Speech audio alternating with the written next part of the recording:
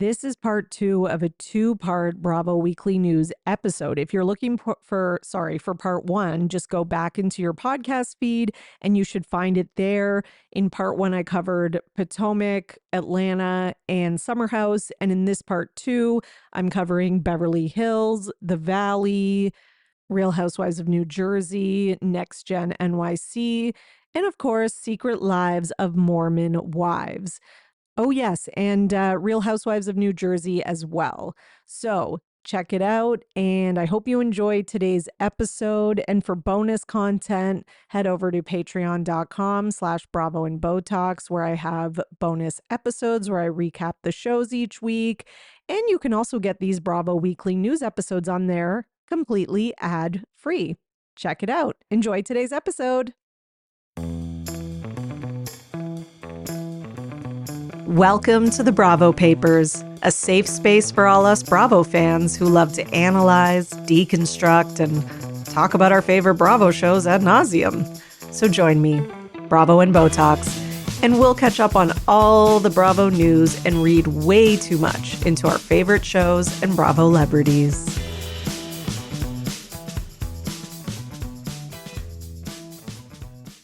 Okay, everyone, we got to start this part 2 with the Beverly Hills news because Rachel Zoe, or is it Rachel Zoe? I don't know. I'm sorry. Okay, I'm going to go with, hang on. Okay, I just looked it up and Google says the correct pronunciation is Zoe, such as the Greek word for life. Okay, I'm going with it. We're going with Rachel Zoe. Okay, so...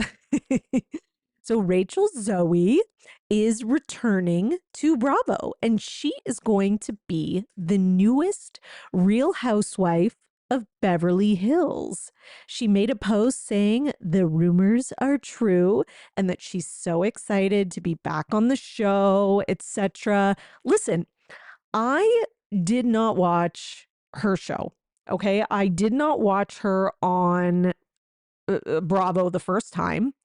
I am aware of her, and I was aware of her as like a fashion designer. I was actually not aware of her as like a reality star.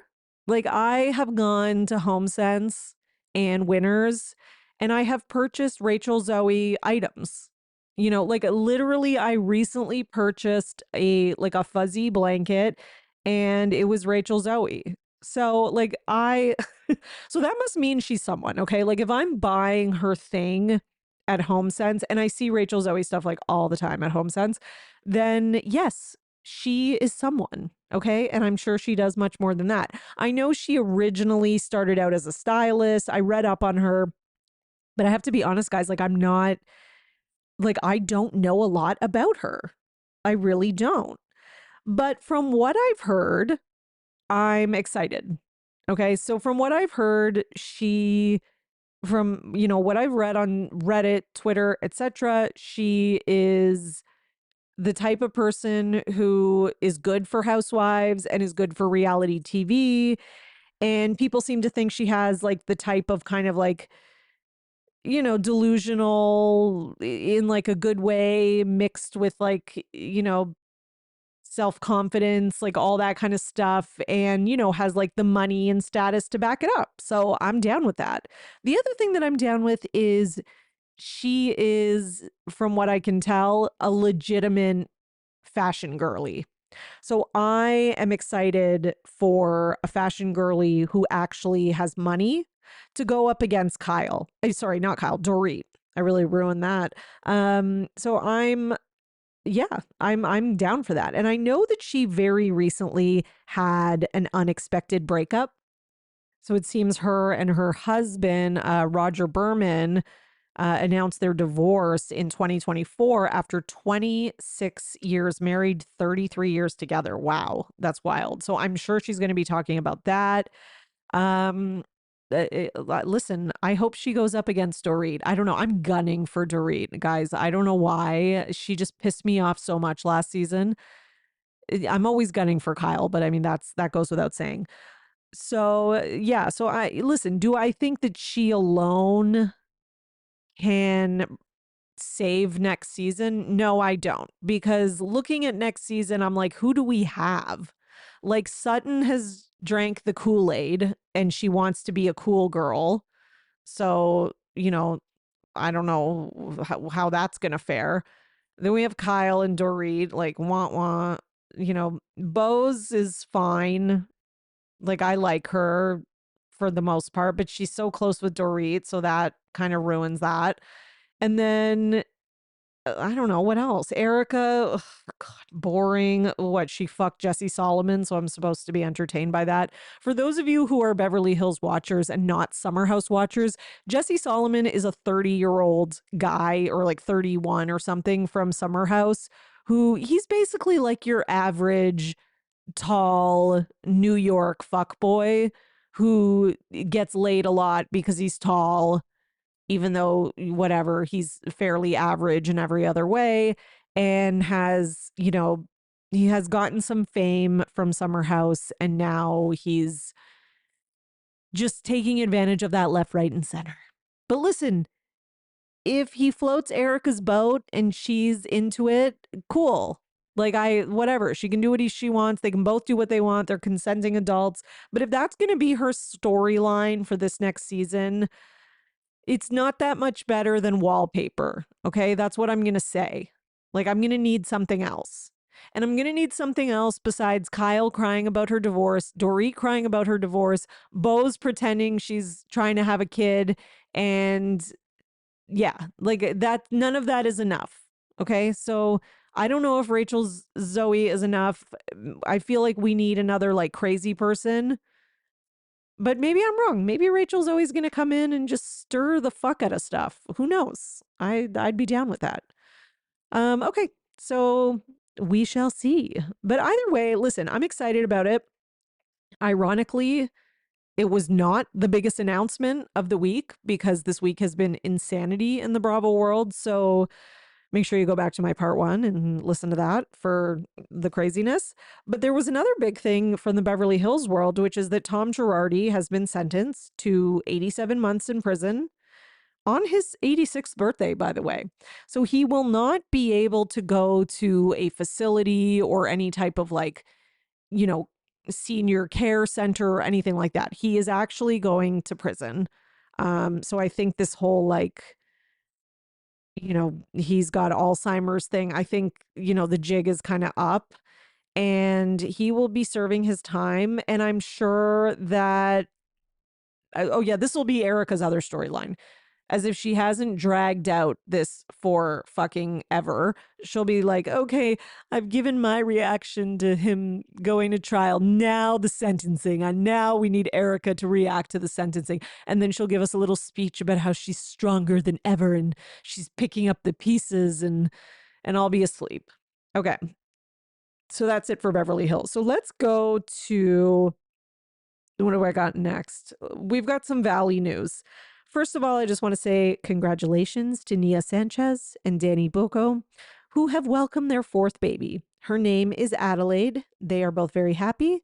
And congratulations, Nia. You can go get your mommy makeover. I joke, of course. But no, happy for them.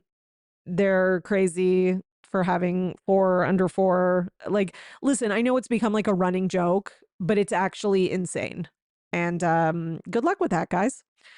So Jax as well. We have some news about Jax. Jax, who continues to be the worst person on Bravo, had planned a 12-date US tour this summer. Okay, he was going to be recording live episodes of his podcast, In the Mind of a Man. Listen, the first problem with this podcast is the name.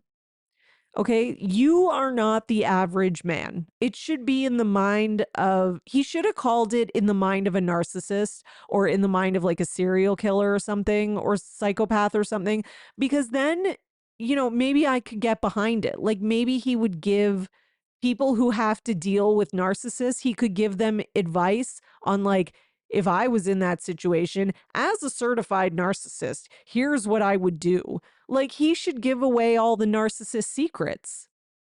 And then those of us that have to deal with them at work and stuff, it could give us some insight, And listen, I'm obviously being facetious here, but this in the mind of a man thing is bullshit. And it's stupid. Okay. And that's not what he's doing. Okay. So, despite this is, I'm just reading a bit from the article, by the way.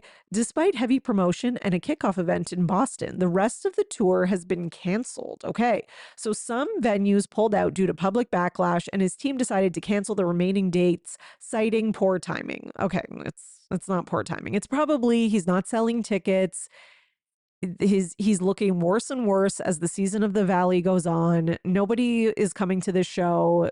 No one cares. And on top of that, like these venues don't want to be associated with a domestic abuser slash stalker slash narcissist. Period. Okay. So yeah, the planned launch show in Nashville on April 18th was also canceled last minute by the venue. There you go. So a lot of it is the public outrage, obviously, over his behavior to his estranged wife and his child who has autism, who, just to remind everyone, he kicked out of his house, even though he could have left. Just in case you forgot why Jax is the worst.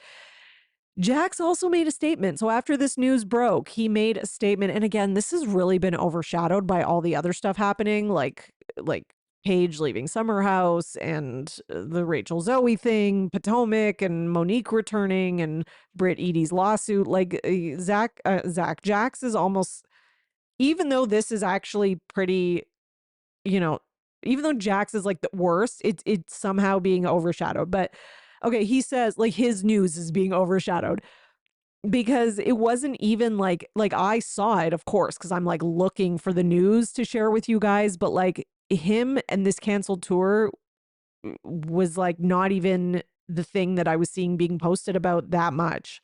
Like I think I only saw it twice, whereas all the other stories, like the Atlanta stories and the Monique Samuel, like I have seen 1,000 times.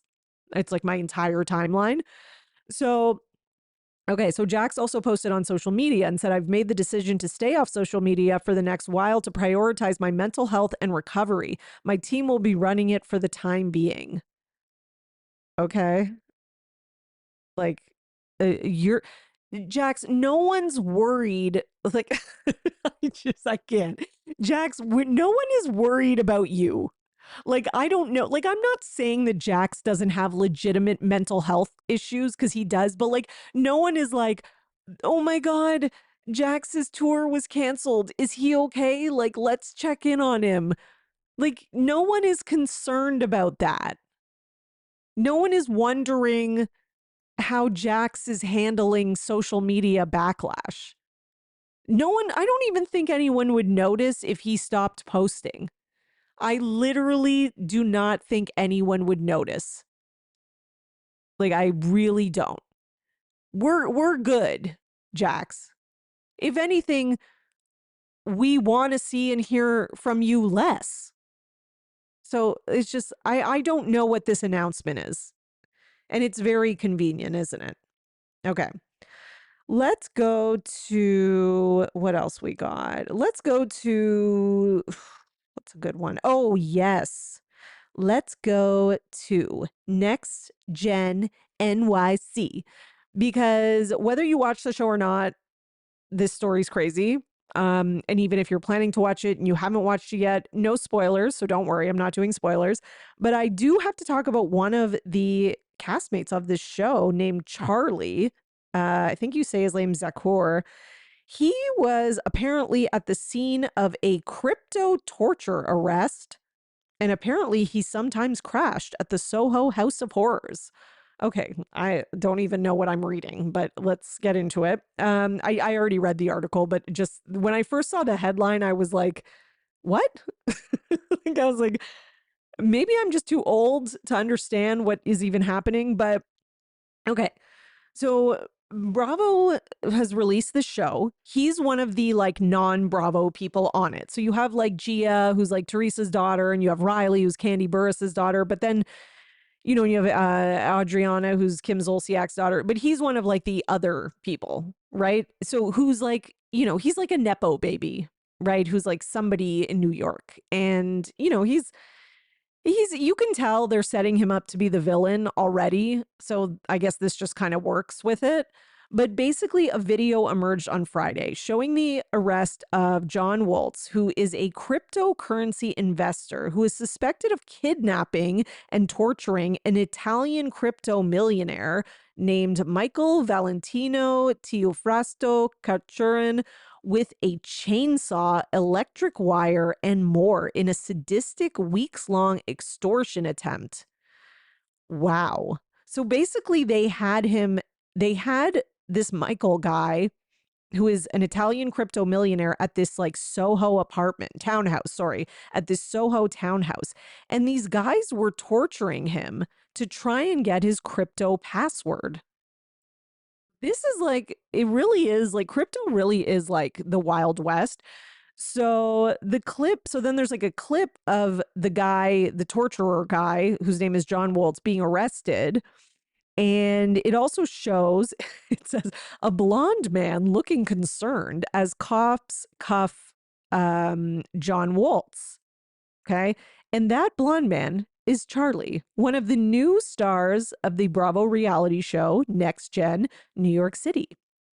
Okay, so a source tells them that basically Charlie would sometimes crash at the townhouse, which was not just like some crappy townhouse. This was like a luxurious Prince Street pad, they call it. And authorities suspect Waltz tortured this Michael guy in an attempt to get his crypto password. So they don't know for sure, but that's what they think. And he has launched a criminal complaint. And basically, this Charlie guy is into crypto. Like on the very first episode, the first thing he tells us about himself is basically, my daddy's rich and he gives me money to invest in crypto. And like, that's what I do all day. And they like show him on his computer, like doing crypto stock stuff. And yeah, according to Bravo's website, Charlie is a crypto trader and private investor who's been ruling New York City's club scene since he was 14, and he knows everyone and their secrets. I mean, clearly that's true because he knows the torture secrets, and I'm sure he's going to be questioned about this. I bet you he'll have to like testify and stuff. But the other thing is that, okay, so he has not been arrested and he has not been accused of any crimes, nor have any of the other stars of the show. Okay. And it's so funny because in page 6, they're like, the show focuses on a group of Nepo babies. Which it's true, guys. It really is. But basically, Waltz, the guy who was arrested for the torture, was allegedly renting this property, this luxurious townhouse, for $30,000 to $40,000 a month. And apparently there was plenty of people coming in and out, including some well-known socialites. So it was basically, according to a source, it was a party house. They were spending a lot of money there and partying. And I guess the torture was also happening somewhere in the townhouse. I don't know. Another source called it a frat house for crypto bros. Oh God, it sounds like the seventh circle of hell.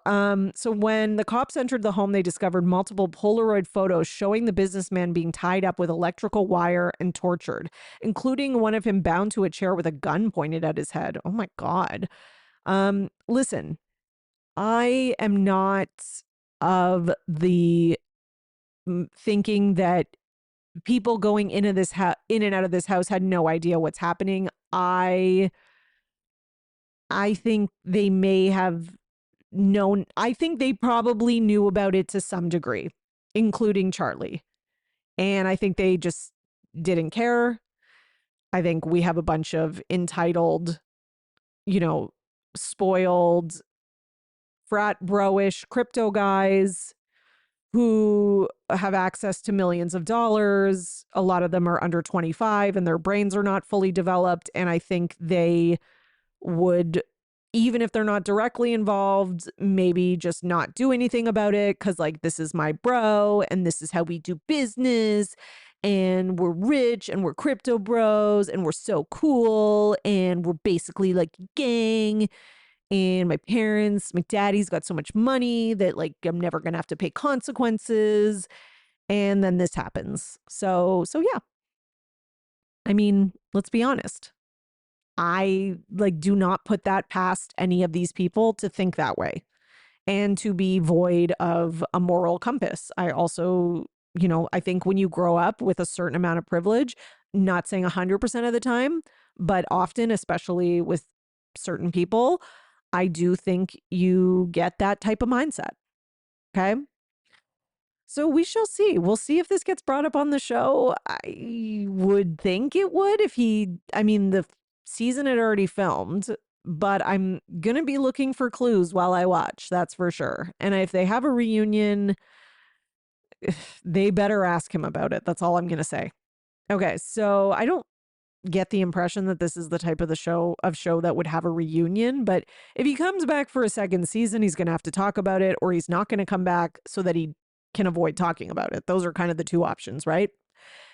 Meanwhile, Ariana Bierman speaks out in response to what she shared on the show. So okay, sorry, this is a spoiler. I shouldn't have said there would be no spoiler. So spoiler alert, I am going to reveal one thing that Ariana revealed on the show. It has been all over social media, Bravo social media and everywhere. So if I'd be surprised if you hadn't already seen it, but basically she shares that her mom and dad, like Kim and Croy, took money from her when she was like between the ages of like 14 and or whatever, like a teenager, early 20s. They took money from her that she had made on brand deals and on social media. And that they continually, well, specifically Kim, asks her for money. Now, people were like, holy shit. Like, it would be like a lot of money. Like, we're talking about like tens of thousands of dollars, maybe more, hundreds of thousands, maybe. And she has no idea what happened to the money. I mean, I can kind of give you some clues. I'm sure there's probably, listen, let's be honest. It was spent on gambling, wine, cigarettes, and probably some like stupid kitschy stuff that Kim bought for her house.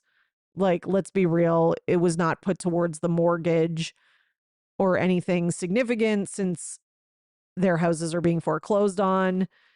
And even in the episode, you see Kim, we do see a scene of Kim calling to ask Ariana for money, which is wild that she's asking her daughter at this phase of life. You were on reality TV for like 8 years. And that was after being on The Real Housewives of Atlanta, making money off of, 80 to 100,000 off just that song that she had, not to mention all the brand deals, clickbait, and her husband was an NFL player. What the fuck did you do with all that money, Kim? Well, I know what she did. If you ever watched like Tardy for the Party or whatever the fuck her show was, I haven't watched it, but I've watched scenes of it. It's clear that number one, Kim has a spending addiction. I think that's part of it, but I think that is intertwined with her gambling addiction.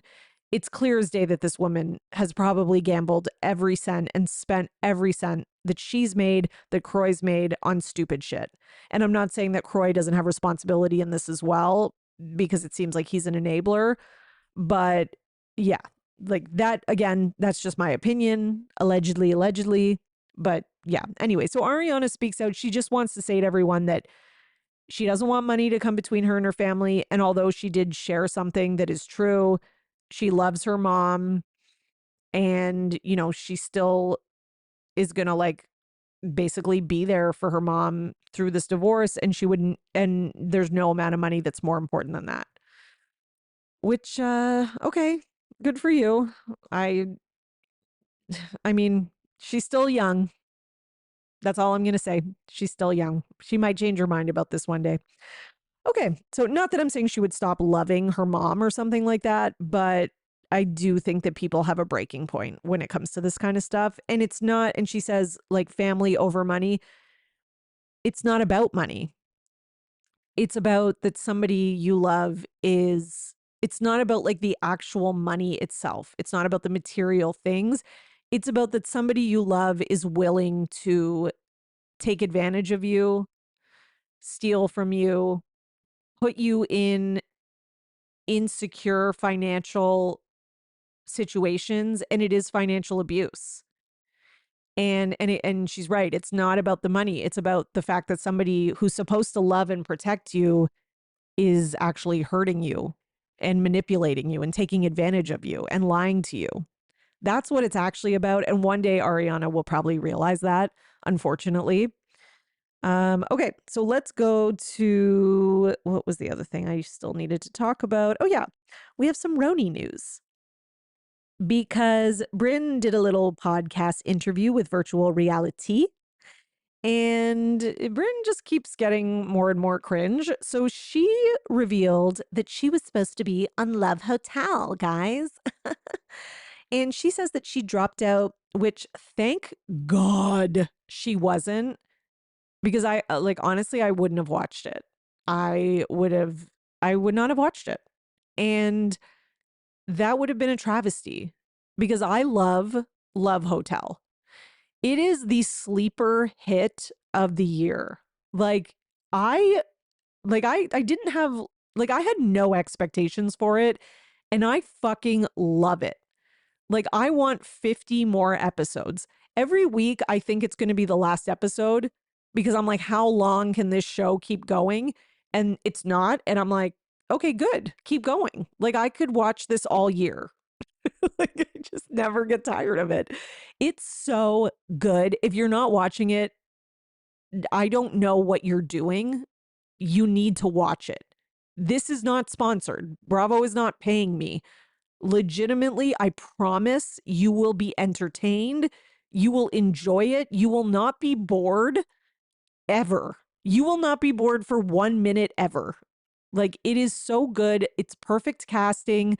The men they put on it are like all normal guys who've never watched Housewives, don't even know anything about any of the women. They don't know anything. They don't know Shannon was drunk driving. They don't know Luann was arrested in Miami. They don't know anything. They don't know Giselle was married to pastor or whatever. They don't know Ashley was married to a guy who was like a gajillion years older than her. Like they know nothing. It is fantastic. And they're like actually normal dudes. It's fantastic. It's such a fun watch. And there is drama, but like light drama. It's really good. Anyways, okay, so I really got off topic here. So, point of my story is Bryn says that she was supposed to be on it and that she dropped out 2 weeks before. Okay. Now, I posted this on my Instagram story. I got a lot of DMs of people just being like, I believe nothing she says, and I don't believe she was ever supposed to be on it. I actually disagree, but not in defense of Bryn. I think she was supposed to be on it. I think the lie is not that she wasn't supposed to be on it. I think the lie is that she dropped out. I think she was dropped.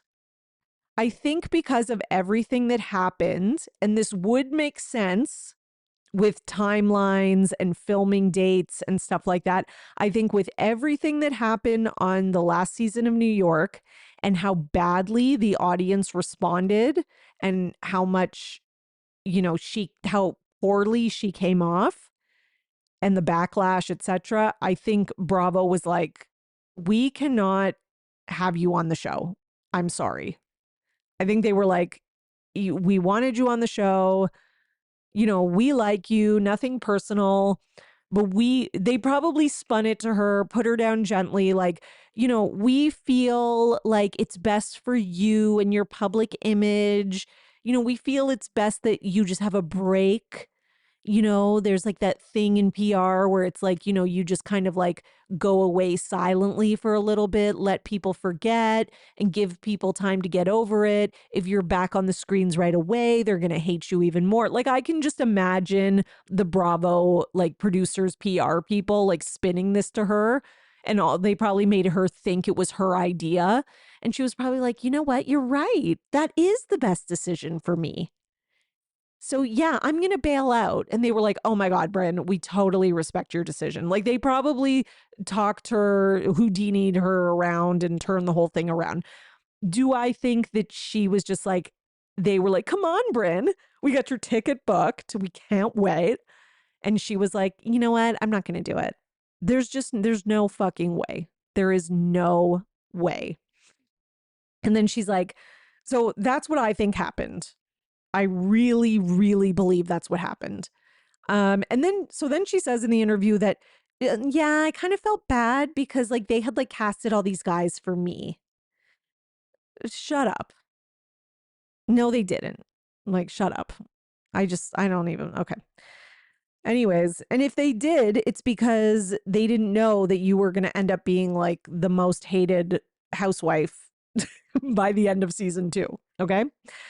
Then she also is asked if, she's asked by the host that, does she ever talk to the girls? Has she spoken to them? She says, not really, but there's been a couple texts here and there, but she names like Jessel and like one other person, but it's just been kind of like life updates or check-ins. And then she says, and then while I was kind of like checking in with Jessel, she was like, oh, it's nice to talk to you. We should like get dinner sometime. And then she says that later that day was when she saw that Jessel posted a pic of her and like all the other castmates from RHONY except Bryn. And we all remember that was like, I can't remember when that was. It was pretty recently. It was in the last like month or so that Jessel posted that picture of all them together. And Bryn said that she was kind of like, oh, like sad and was like, hey guys, I'm over here. Like she does her little baby voice. And then she says she liked the picture.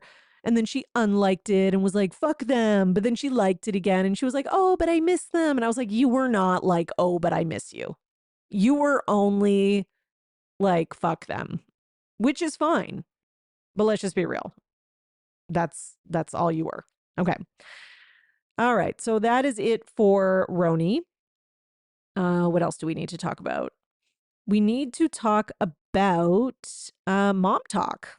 Can't forget about Mom Talk because the Secret Lives of Mormon Wives are getting a reunion, which I'm shook because I kind of thought we'd get a reunion. I just thought the reunion would be after the next 10 episodes.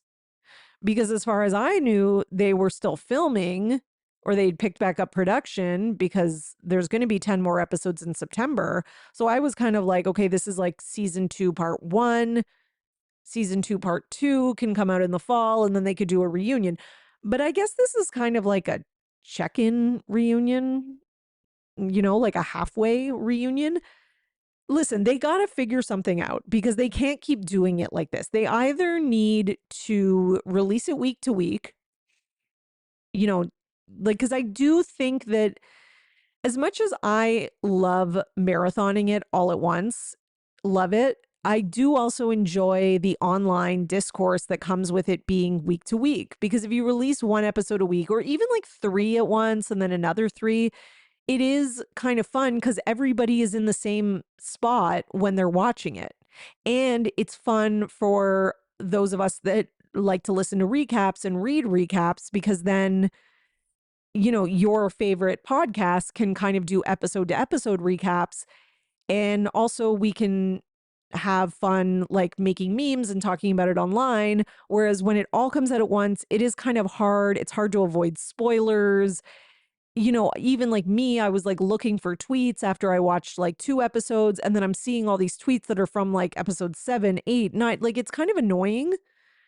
I don't know. That's just my opinion. But there's probably a lot of you that are like, shut the fuck up. I like them all at once, which totally I get it. Anyways, the point of this whole story is that they're getting a reunion. Nick Viall is hosting it for whatever reason.